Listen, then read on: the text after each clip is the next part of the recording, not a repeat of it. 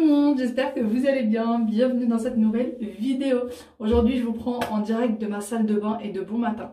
J'étais parée pour faire mon brushing parce que je vous avais dit hier que j'allais le faire. Mais finalement je ne l'ai pas fait parce que j'en ai pas eu la force, franchement pas du tout. Et là je me suis dit que j'allais le faire mais finalement j'en ai pas la force. J'ai tout sorti, j'ai ramené ma rallonge, tout ce que vous voulez. J'ai même branché le machin mais j'ai pas du tout la force de le faire donc je vais pas le faire. En fait j'ai l'impression que tout ce que je commence c'est un peu comme ça, tout ce que je commence j'ai envie de faire des choses et d'un seul coup je me sens trop faible, en fait beaucoup trop faible pour faire quoi que ce soit. Il y a des moments où je suis obligée de m'asseoir, de relever les jambes parce que voilà, j'ai tout de suite la tête qui tourne. J'ai eu mon rendez-vous médical du coup par téléconférence et il va falloir que elle m'a envoyé pas mal d'analyses, il va falloir que j'aille les faire. Aujourd'hui, je ne suis pas en état d'aller les faire, clairement. Je ne suis pas en état de conduire, je ne suis pas en état de sortir pour que j'aille les faire. J'ai pas de labo à côté de chez moi, donc il faut que je prenne la voiture. Et il n'est pas question que j'aille conduire dans cet état-là. Donc du coup, je vais attendre demain. J'espère que demain, ça ira mieux et que je pourrai aller les faire. Sinon, oui, le médecin aussi m'a demandé... du coup, on a beaucoup discuté et tout ça. Elle était super agréable d'ailleurs. C'était une dame d'un certain âge qui était hyper agréable. Elle m'a demandé si j'avais fait le test du Covid, étant donné que je suis aide-soignante, etc. Je lui ai dit que oui et qu'il a été négatif. Donc du coup, elle m'a demandé de venir la voir directement. Elle voulait absolument me voir. Bon, après, c'était que par téléconférence. Elle m'a trouvé pâle, etc. Mais je pense que c'était aussi...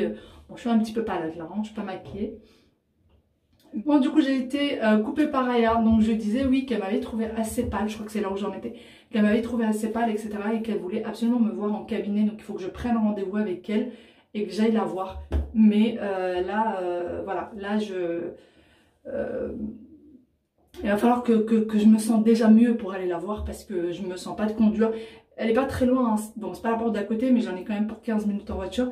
Et je peux pas conduire. Pour le moment, clairement, je ne peux pas conduire. J'essaye de garder une vie normale parce que mine de rien, je suis quand même d'assez bonne humeur. J'ai quand même la paix. Je suis contente que le ramadan soit très proche, etc. Mais voilà, ça m'embête d'être un peu dans cet état-là. C'est pas très grave. Du coup, j'essaye de continuer quand même à un rythme normal avec les enfants, etc.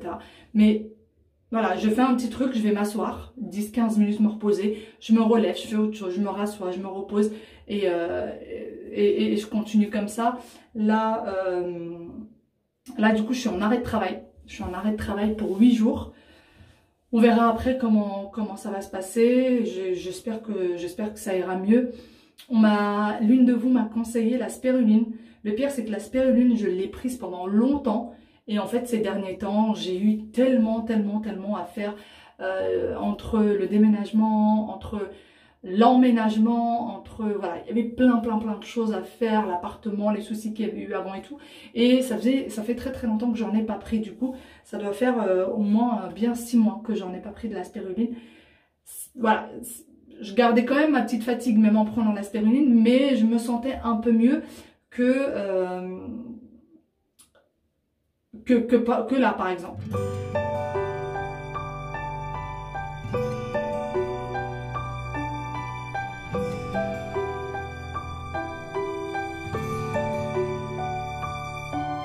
Bon, ça y est, je me suis reposée du coup, je me suis posée un petit peu dans la chambre pendant une quinzaine de minutes à peu près, ça m'a fait du bien, sans être connectée surtout, sans téléphone, sans rien. J'ai fermé un peu les yeux, là je suis assise, j'ai ma chaise derrière, je suis assise du coup pour vous parler. Les enfants sont devant un petit dessin animé et les enfants ont fait l'école à la maison ce matin avec papa.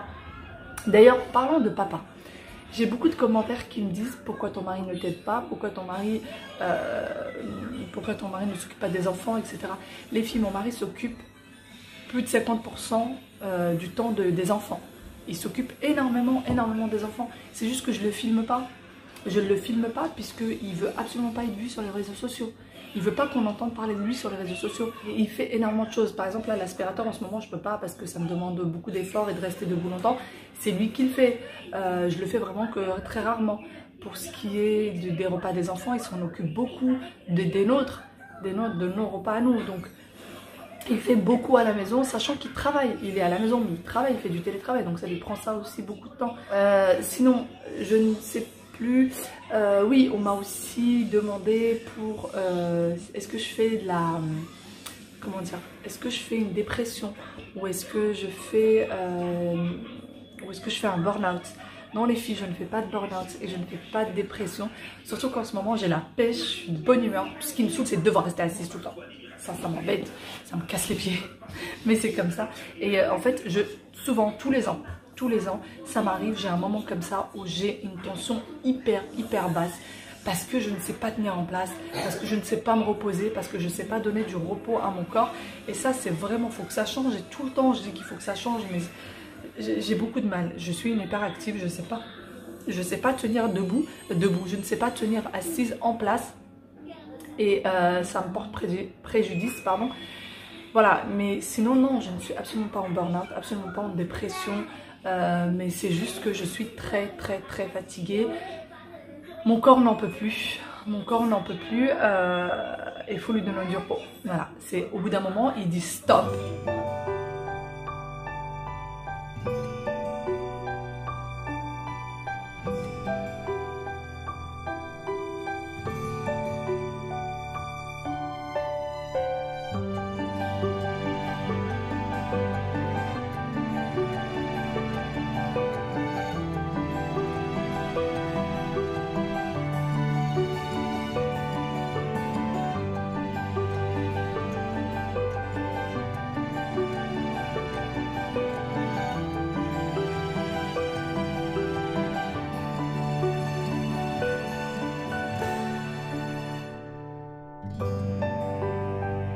Écoutez-moi ce que cet enfant vient de me dire. Waïl, viens là. Qu'est-ce que tu as dit à maman? C'est pas joli. Viens là. Viens ici. Qu'est-ce que tu viens de dire à maman? Bah, t'es pas jolie. Je suis pas jolie? Non, t'es pas de robe. J'ai pas de robe? Non. Alors je suis pas jolie? Non. Et les cheveux? Non. Ils sont pas jolis? Non. Et le visage? Non. Pourquoi il est pas joli le visage? Ça va te faire. Qu'est-ce qui manque sur le visage? Il faut du maquillage. Il faut du maquillage. Et les cheveux, qu'est-ce qu'il faut? Et bah, il faut les mouiller. Et je peux te mettre le maquillage dans la bouche aussi. Faut que je mette le maquillage dans la bouche aussi? Oui. Pour être jolie? Oui.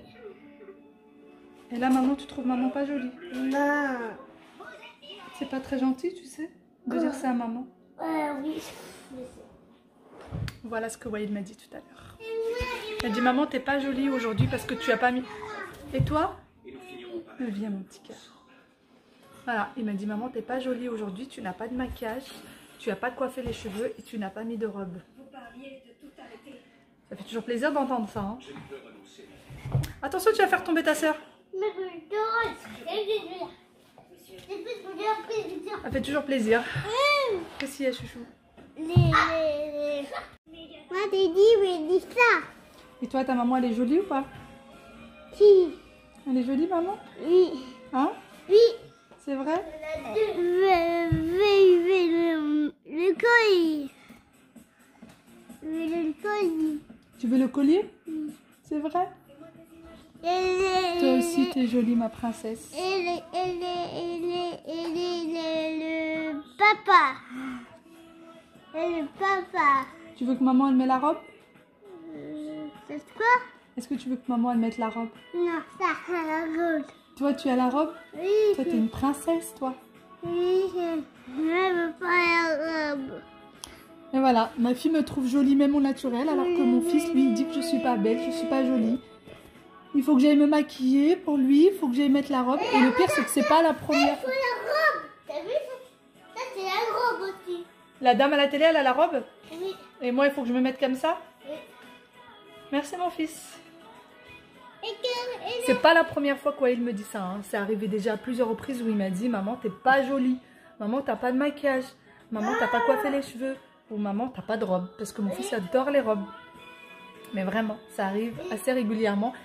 La première fois qu'il m'a dit ça, ça m'a fait un... Ça m'a pas blessé, mais ça m'a fait un petit quelque chose quand même. Et voilà, les enfants se sont mis à jouer et surtout à mettre des jouets partout. Impossible de poser les pieds quelque part sans les poser sur un jouet.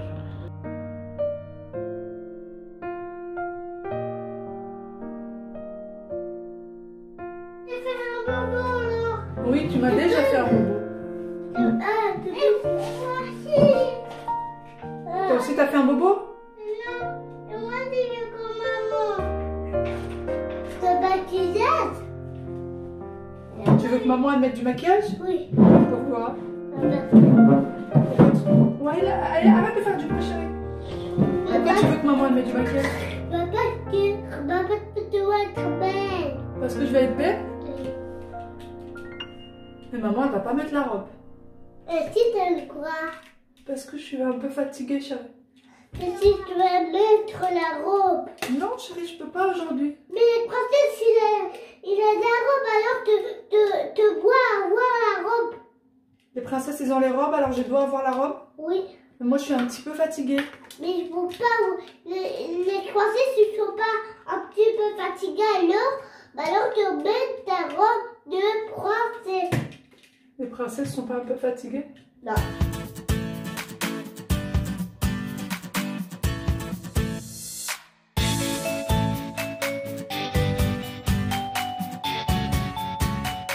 Bon, je me suis fait une petite beauté au grand plaisir de Wael. Là, je suis en train de leur réchauffer à manger. J'avais fait des lentilles hier et vu qu'ils adorent ça, je leur ai chauffé ça pour ce midi. Après, je vais faire slow. Pour ceux qui connaissent, je vais faire slow après. Ça demande vraiment pas beaucoup d'efforts. Hein. C'est surtout le mixer, etc. Il faut juste tout torréfier au four et tout mettre à mixer. Ça demande pas du tout d'efforts. Donc limite, je peux le faire en étant assise.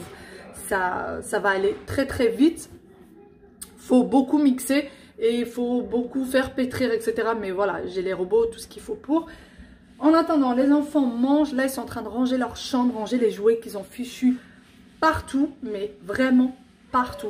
D'ailleurs, je voulais vous parler des nuits. Donc du coup, comme je vous disais, les enfants sont partis à la sieste hier vers 20h30, 21h. En fait, ils sont partis entre 20h et 20h30 et le temps qu'ils s'endorment, il était 21h. Et c'était juste top. Franchement, c'était juste génial parce que nous, on a pu se reposer. On a pu vraiment prendre du temps pour nous. Franchement, ça nous a fait du bien. Sincèrement, ça nous a fait du bien. Ça faisait longtemps qu'on n'avait pas regardé un film au calme. Ça faisait longtemps qu'on n'avait pas pris du temps pour nous. Et hier, on a savouré ce temps-là. Donc, si vous êtes dans la même situation que nous, franchement, essayez. Ce matin, ils se sont réveillés. Il était 7h. C'est moi qui suis partie repartie voir les... Je suis partie voir les enfants. Je leur ai dit qu'il faisait encore nuit, qu'il était encore trop tôt. Du coup, ils se sont rendormis jusqu'à plus ou moins 8h. Et voilà, c'était une heure raisonnable, je trouve. C'était une heure raisonnable, je trouve. Donc voilà, franchement, moi j'en suis contente. Je préfère me lever le matin à 8h. Mais voilà, le soir, entre 20h à 23h, bah, on a eu tout le temps pour nous. Et franchement, c'était appréciable. Vraiment. On va garder carrément ce rythme-là. Là, ils vont manger. Il est 12h30, 13h30 maxi, ils sont au lit.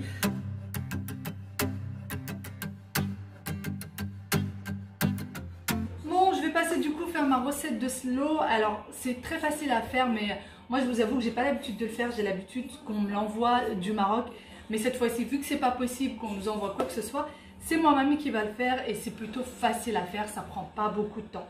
Donc j'ai quasi la totalité, à part pour la déco que j'ai pas là.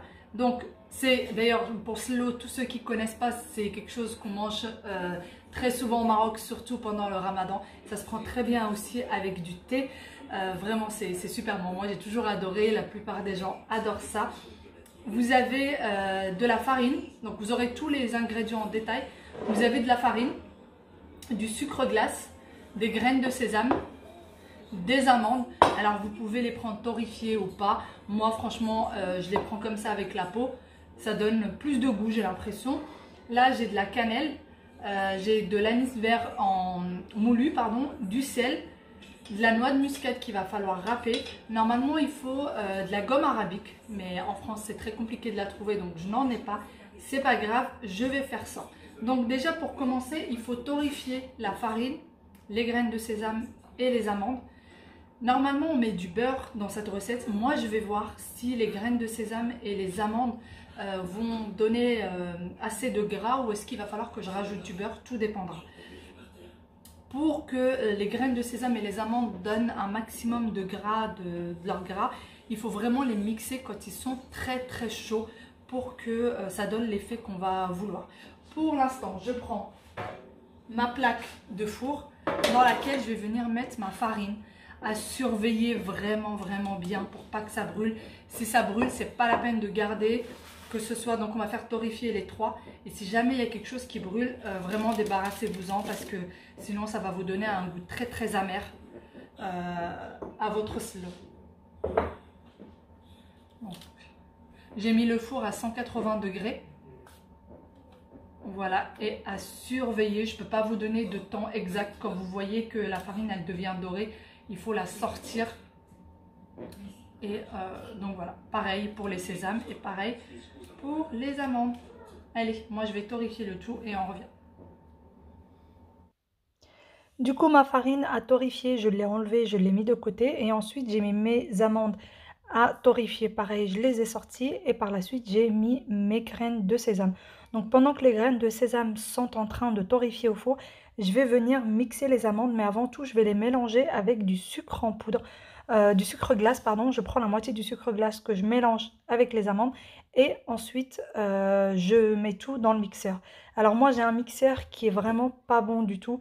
Si vous avez un bon mixeur, vous ça va faire une pâte et c'est vraiment ce qu'on préfère, c'est que ça fasse vraiment une pâte. Moi j'ai dû rajouter du beurre du coup parce que sinon eh bien ça faisait une poudre. Donc j'étais obligée de rajouter du beurre puisque mon mixeur ne mixe pas bien malheureusement. Donc voilà ce que ça a donné. Ça a donné vraiment la forme d'une poudre, les amandes mixées. Donc une fois que j'ai bien mixé le tout, je mets de côté et ensuite vous voyez, il y a ma farine, mes amandes. J'ai sorti entre-temps mes graines de sésame que je vais venir mélanger avec le reste de mon sucre glace. Je vais bien mélanger le tout et je vais faire mixer le tout aussi. Donc pareil, j'ai pas réussi à mixer comme je le voulais avec le mixeur. Ça m'a donné pareil une poudre au lieu de me donner une pâte. Donc c'est pas bien grave hein, si ça vous fait la même chose que moi, c'est vraiment pas bien grave.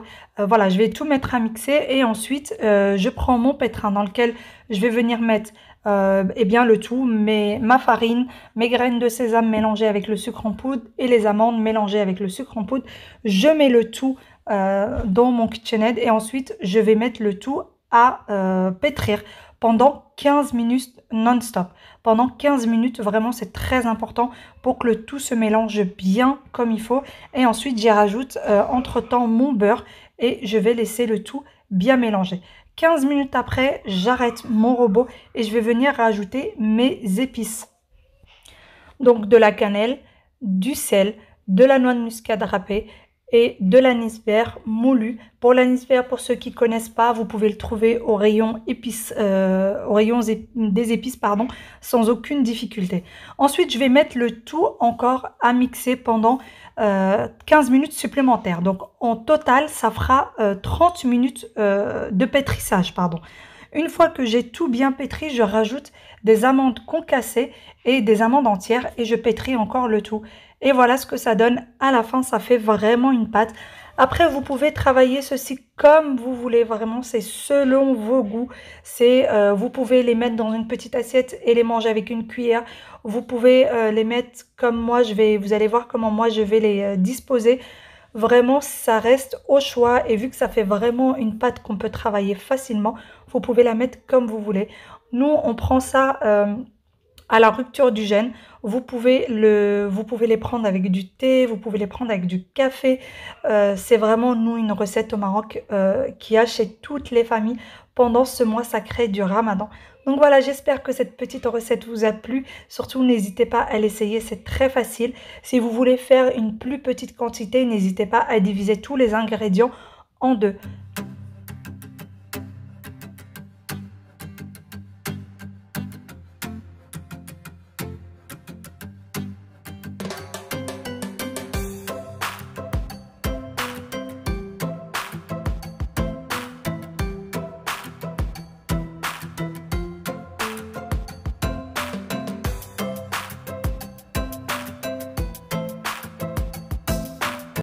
Et voilà ce que donne ma présentation au final. Encore une fois, vous pouvez vraiment présenter ceci comme vous le voulez. Tout simplement dans une assiette à manger avec la cuillère ou selon vos goûts. Sur ce, j'espère que cette petite vidéo vous aura plu et j'espère que vous avez passé un bon moment avec moi. Je vous fais de très gros bisous. Prenez soin de vous et à demain dans une nouvelle vidéo. Bye bye!